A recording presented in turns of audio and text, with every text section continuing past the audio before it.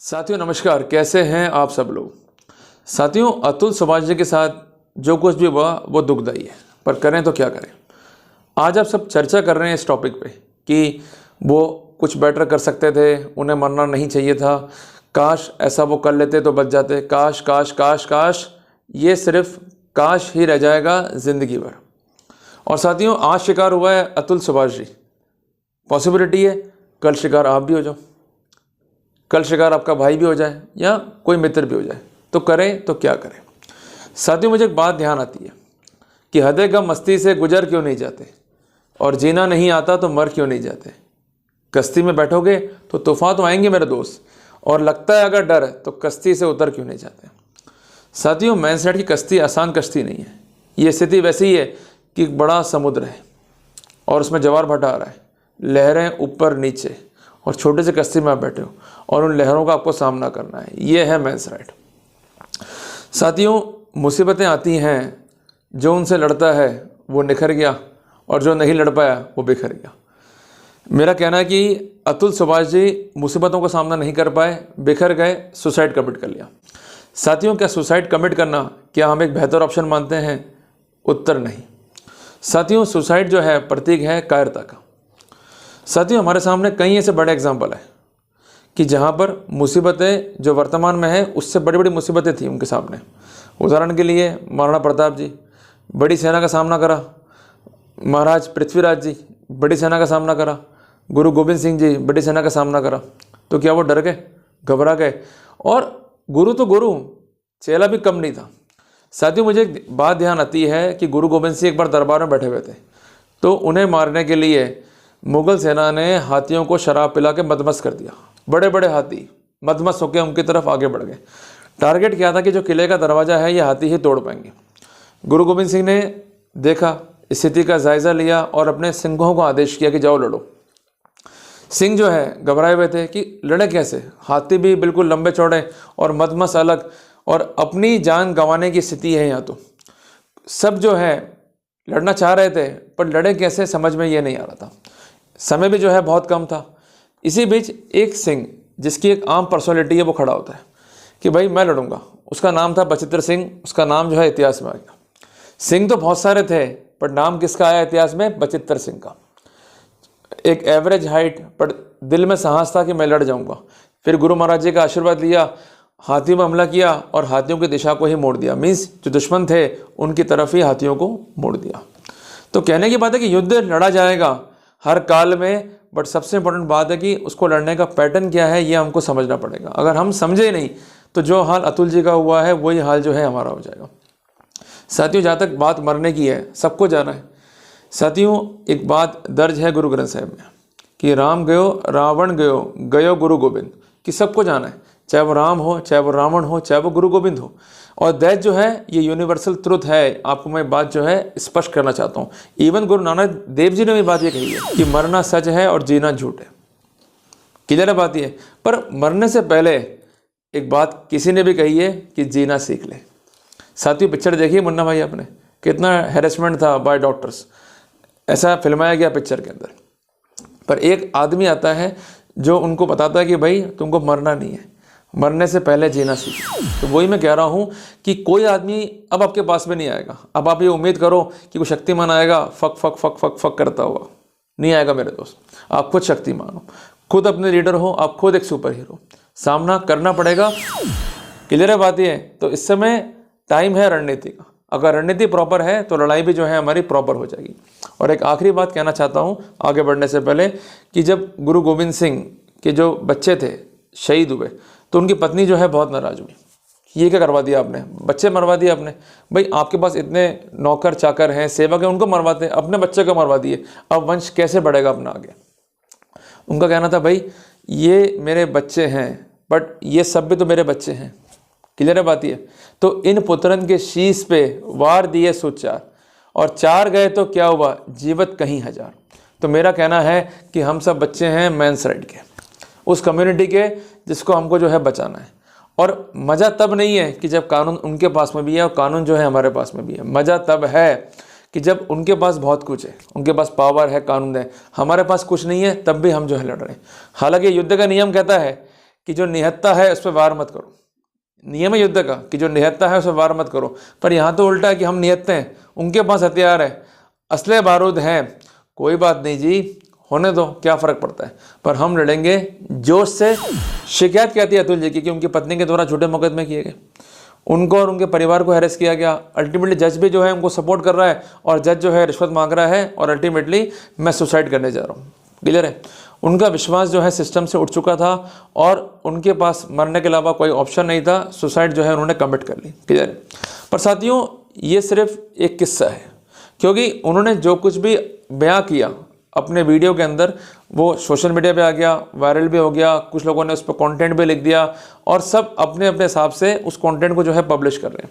पर मेरा कहना यह है कि आज एक अतुल गया है, कल नंबर हमारा ना हो, कम से कम हमें उस बात के लिए अलर्ट रहना होगा और ऑप्शन क्या क्या हम लोग अवेल कर सकते हैं और क्या क्या वो अवेल कर सकते थे, इस बारे में मैंने एक शॉर्ट कंटेंट जो है तैयार किया।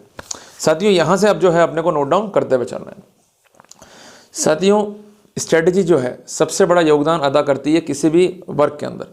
आज बड़े बड़े राजा महाराजा हुए, सबने बनाई स्ट्रेटजी, एक मैप बनाया, कैसे मामला करेंगे, टीम कहाँ से जाएगी, किस तरह से वर्कआउट होगा, कैसे हम जो है जीतेंगे इस युद्ध को।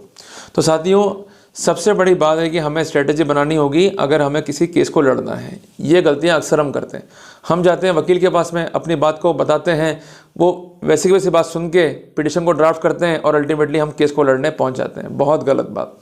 स्ट्रेटजी मीन्स सबसे पहले आप अपने घर वालों को कुछ खाली कॉपियाँ या खाली पन्ने जो है पकड़ा देवें और उनको बोलें कि निबंध लिखना है आपको। क्लियर है? कि जो कुछ भी साथ में आपके घटा इस लड़की के आने के बाद में, उससे क्या होगा कि आप सबका मैटर जो है कॉमन हो जाएगा और जो मैटर कॉमन है उसको रटाने में समझाने में दिक्कत नहीं आएगी और जो मैटर अनकॉमन है जहाँ पर डाउट है वहाँ सलाहकार की हेल्प से हम उस पर वर्कआउट कर सकते हैं। और अगर हमने प्रॉपर जो है एक स्टोरी तैयार कर ली और ऐसी स्टोरीज में हम सब किरदार और पात्र जो है बहुत कॉमन है और तैयार हैं एक प्रॉपर वर्कआउट के लिए, तो वहाँ पर ड्राफ्टिंग जब होगी तो किसी भी गवाह को हमें बयान समझाने की आवश्यकता नहीं पड़ेगी। सबका अपना अपना स्टेटमेंट है, जो उन्होंने लिखा है वही का वही ब्रीफ में आउटकम होगा और ब्रीफ से वही का वही जो है ड्राफ्ट में आ जाएगा आउटकम, तो वहाँ पर इजी रहेगा। क्लियर है? तो जो गलती अक्सर करते हैं लोग वो गलती हमें नहीं करनी है। तो पहली शिक्षा में मिली क्या कि मेक द प्रॉपर स्ट्रेटेजी।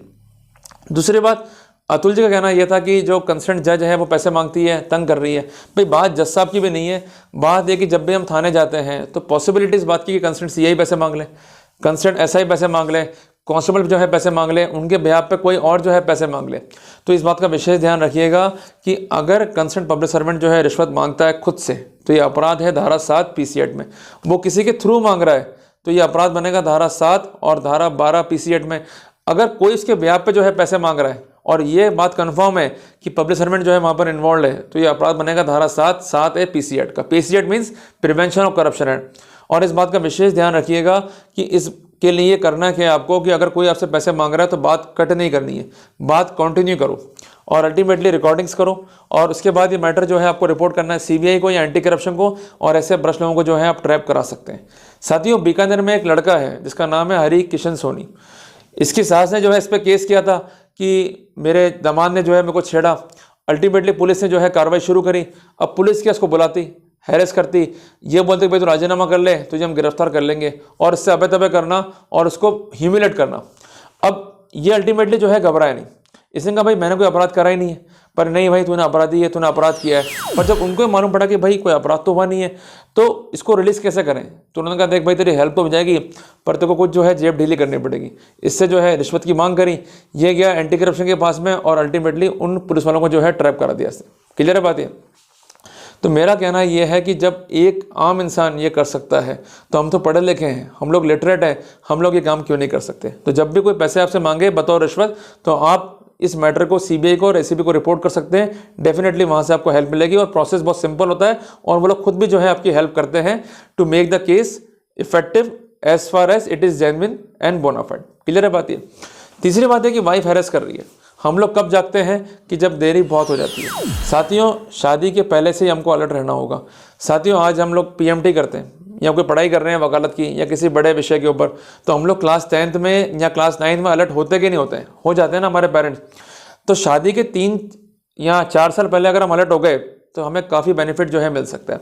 साथियों, मैंने हमेशा ही जोर दिया है कि अगर आप सैलरी अर्न कर रहे हैं तो वहाँ प्रॉब्लम क्या रहती है कि हमारे पास जो अलाउंस हैं या जो डिडक्शंस हमें लेने हैं उसकी पॉसिबिलिटी बहुत कम होती है, क्योंकि सैलरी पर लगभग इनकम टैक्स लग जाता है और उसी सैलरी पर लगभग कोर्स उससे इनकम मानते हुए हमारा मेंटेनेंस जो है वो तय कर देता है। तो कोशिश ये करें कि आप सैलरी के बजाय बिजनेस से कमाएं। बिजनेस एक बेटर ऑप्शन है, क्योंकि बिजनेसमैन जो है मनी को मैनेज कर सकता है, क्योंकि वो फाइनेंशियली लिटरेट होता है। ये बात दिमाग में सेट कर लीजिएगा। अब साथियों, इसके अलावा अगर आप कॉर्पोरेट हैं या आपके घर में कॉर्पोरेट हैं तो ऐसे सिनेरियो में वो ऑप्शन भी जो है आप अवेल कर सकते हैं। इसके लिए मैंने अलग से कंटेंट जो है लिखा हुआ है, वहाँ जाकर जो है आप इसको देख सकते हैं और उसका लिंक भी जो है मैंने टैग कर दिया डिस्क्रिप्शन बॉक्स के अंदर। क्लियर है बात ये? तो मेरा कहना ये है कि जब तक हम फाइनेंशियल लिटरेट नहीं है तब तक हम मारे जाएंगे। और सैलरी वाला अगर कोई मेंटेनेंस दे रहा है तो वो काफ़ी ज़्यादा होगा बनस्पत टू बिजनेसमैन एंड कॉर्पोरेट। और आप जितने भी कोर्ट हैं वहाँ जाके देख लीजिएगा, सबसे ज़्यादा केस जो हैं आपको मिलेंगे सैलरी वालों के और सबसे कम मिलेंगे कॉर्पोरेट्स के। और क्योंकि पत्नियों को मालूम है कि अगर हमने छेड़ाखानी कर दी या हम निकल गई तो उनको मालूम है मिलना कुछ नहीं है, अल्टीमेटली दिक्कत होंगी हमारे लिए होंगी। क्लियर है? और कॉर्पोरेट्स भी वही देते हैं पैसा इनको बहुत बड़ा अमाउंट में जो लिटरेट नहीं है। क्लियर है बात है? अभी रिसेंटली हमने एग्जांपल देखा रेमंड का कि डिस्प्यूट हुआ हस्बैंड वाइफ में और एक बड़ा अमाउंट देना पड़ा, क्योंकि उनका बहुत बड़ा शेयर होल्डिंग था उस कंपनी के अंदर। अगर कंपनी में शेयर होल्डिंग नहीं होता, सिंपल एक वो एम्प्लॉय होते, तनख्वाह ड्रॉ कर रहे होते, वो भी बहुत कम मात्रा में, तो ऐसे सिनेरियो में लायबिलिटी मेंटेनेंस की जो है बहुत कम रहती। इस बात का ध्यान रखिएगा कि जो मेंटेनेंस की लायबिलिटी है it is an individual liability, it never depends on the other perspective. उदाहरण के लिए इसको अपन यहाँ पर थोड़ा सा एंड करेंगे कि मान लीजिए मेरी इनकम 10,000 रुपये, एग्जाम्पल लेता हूँ, तो 10,000 रुपये पे मेरी पत्नी जो है 2,500 रुपये मेंटेनेंस ले सकती है, 25% उसको अलाउ है, और बच्चा भी उसकी गोद में है 33%, 3,300 रुपये। क्लियर हो गया? अब यही मेरी कंपनी है और वही 10,000 रुपये, तो मैंने क्या करा, उस कंपनी से सैलरी को ड्रॉ करा 1,000 और 9,000 जो मेरे हैं वो कंपनी के पास ही पड़े हुए हैं। क्लियर है बात ये? पर ये बात मैं जानता हूँ, वो कंपनी जानती है, पर जब डॉक्यूमेंटेशन कोड में आएगा तो असेसी अलग अलग हो गए। मेरा अलग पैन कार्ड है, जो मेरी कंपनी है उसका अलग पैन कार्ड है। मैं कोर्ट में कहूँगा कि मैं तो ना उस कंपनी में डायरेक्टर हूँ, ना मैं सीईओ हूँ, ना मैं एमडी हूँ, ना ही मेरे पास कोई शेयर है, मैं सिर्फ एम्प्लॉय हूँ और मुझे तनख्वाह मिलती है 1,000 रुपये। उसमें डायरेक्टर वगैरह जो भी हैं वो होंगे, पर मैं तो नहीं हूँ। तो अल्टीमेटली मैंने 1,000 रुपये जो है कोर्ट को शो कर दिया, तो मेरा मेंटेनेंस क्या बनेगा, सिर्फ 300 रुपये बनस्पत उसके, जहाँ मैं 10,000 रुपये शो कर रहा था। क्लियर हो गया बात ये? तो चीज़ें बहुत आसान है, उसको हम आसानी से कर सकते हैं। चौथी इंपॉर्टेंट बात यह है कि अतुल जी जो है मनी को मैनेज नहीं कर पाए, जो अक्सर गलती हमसे होती है। साथियों, कोशिश ये रखें कि अगर आप सैलरी पर हैं तो अपने माता पिता को मेंटेनेंस देने की हैबिट रखें शुरुआत से, और वो पैसा जो है उसकी एफडी करा दें उनके नाम पे और उसकी ब्याज को जो है एंजॉय करते रहें, कोई दिक्कत नहीं है। अगर केस हो भी गया तो अल्टीमेटली उसकी ब्याज से हम अल्टीमेटली मेंटेनेंस लायबिलिटी को जो है काउंटर कर सकते हैं। एग्जाम्पल के लिए, अगर मान लीजिए मेरी तनख्वाह जो है 10,000 रुपये और मैं लगातार मेरे माता पिता को पैसा दे रहा हूं उनकी हेल्प के लिए, वो दे सकते हैं। इस बात का चक्कर छोड़िए कि माता पिता अर्न कर रहे हैं या नहीं कर रहे हैं, आप देना चाहते हैं, मॉनेटरी हेल्प करना चाहते हैं तो आप कर सकते हैं। क्लियर है बात ये? तो मैं एक निवेदन आपसे करना चाहता हूं कि एक हैबिट डालिए कि अपने माता पिता के नाम पर जो है मनी को ट्रांसफ़र कीजिए। क्लियर है साथियों? इसका बेनिफिट क्या होगा कि जो मनी आप उनको दे रहे हैं वो कंप्लीटली जो है डिडक्ट होगी आपके मेंटेनेंस लायबिलिटी के क्लेम से। क्योंकि अगर आप अपनी माँ को दे रहे हैं 20,000 रुपये, तनख्वाह जो है आपकी 1,00,000 रुपये, तो ये 20,000 रुपये का पार्ट जो है हट जाएगा। अगर आप कोर्ट के आदेश से अमाउंट दे रहे हैं तो वहाँ पर ही हो जाएगा सोने पे सुहागा। क्लियर है? तो कुल मिला के जो भी आप अपनी लायबिलिटी को डिस्चार्ज कर रहे हैं, कोर्ट उसे प्राइम कंसर्न पे जो है मानता है। इसके अलावा हमारे अपने खर्चे भी होते हैं, तो वो भी जो है डिडक्शंस में हमको यहाँ पर देखने होंगे और उसका भी जो है हमको लाभ मिलेगा ही मिलेगा। तो किसी भी स्थिति में, चाहे वो बुरी से बुरी हो, आपकी पत्नी आपकी इनकम का किसी भी हालत में 25% से ऊपर क्लेम नहीं कर सकती है, बट हमको इनकम कम करनी पड़ेगी। आप लोग करते हो खर्चा बढ़ाते हो, आप लोग बैंक के लोन ले लेते हो, ऐसी गलतियां मत करो। आप सिंपल वे में मनी को जो है डाइवर्ट करो। डाइवर्जन कैसे करना है कि आपको अपनी माँ को या पिता को जो है अपना अमाउंट जो है ट्रांसफ़र करना है, ताकि वो पैसा उनके पास पड़ा है, कोई दिक्कत भी नहीं है आपको। वो उसकी एफडी करा लेंगे या कहीं इन्वेस्ट करेंगे, तो जो उससे ब्याज आएगा या जो भी आउटपुट आएगा उसको आप फिलहाल काम में ले सकते हैं। केस हो गया तो उसी आउटपुट से आप लोन ड्राइव करके उस मेंटेनेंस लायबिलिटी को जो है चुका सकते हैं। साथियों, मैं एक छोटा सा एग्जांपल दूंगा, मुझे ध्यान आता है आज भी, कि एक व्यक्ति था, उसकी बीवी ने उस पर केस कर दिया कि मुझे 20,000 रुपये जो है बतौर मेंटेनेंस चाहिए। क्लियर है? उसने क्या करा कि सबसे पहले अपनी माँ के नाम पर जो है एफडी करा दी, और एफडी करा के उसकी जो ब्याज आई उससे जो है काउंटर करा इस अमाउंट को। तो वाइफ जो है बौखला गई कि मेरे को जो है हस्बैंड देगा। तो कोर्ट ने कहा उससे मतलब नहीं कि हस्बैंड कहाँ से लेके आ रहा है, तुम्हें तो मेंटेनेंस मिल रहा है ना। तो वहाँ भी उसको जो है दिक्कत हुई। तो ये पॉइंट भी जो है आप नोट रखिएगा साथियों। इसके अलावा मैं आपको हमेशा कहता हूँ कि जो मेंटेनेंस लाइबिलिटी है, पहली बात तो हमें कम तय करानी है, उसके लिए मैंने आपको रास्ता बता ही दिया जो काम अतुल जी भी कर सकते थे। इसके अलावा मेंटेनेंस जब बन जाए, मान लीजिए कोर्ट ने मान लीजिए 15,000 मेंटेनेंस, तो सिंपल सी गणित है जी, इसमें 15,000 को डिवाइड करो 30 से, ये हो गया 500 रुपये रोज का। अगर बीबी साथ में रहती तब भी तो इतना क्लेम करती है ना 500 रुपये रोज का, क्या फ़र्क पड़ गया। देना कैसे है, उसको टुकड़ों में दो, कभी 250, कभी 300, कभी 150, कभी 200 टुकड़ों में दोगे, उसका एक बेनिफिट रहता है, उन पर एक मेंटल प्रेशर बनता है। कोर्ट में ये कहीं भी लिखा हुआ नहीं है कि मेंटेनेंस को देना कैसे, लिखा हुआ इतना ही है कि आपको नियत अवधि में जो है मेंटेनेंस देना है।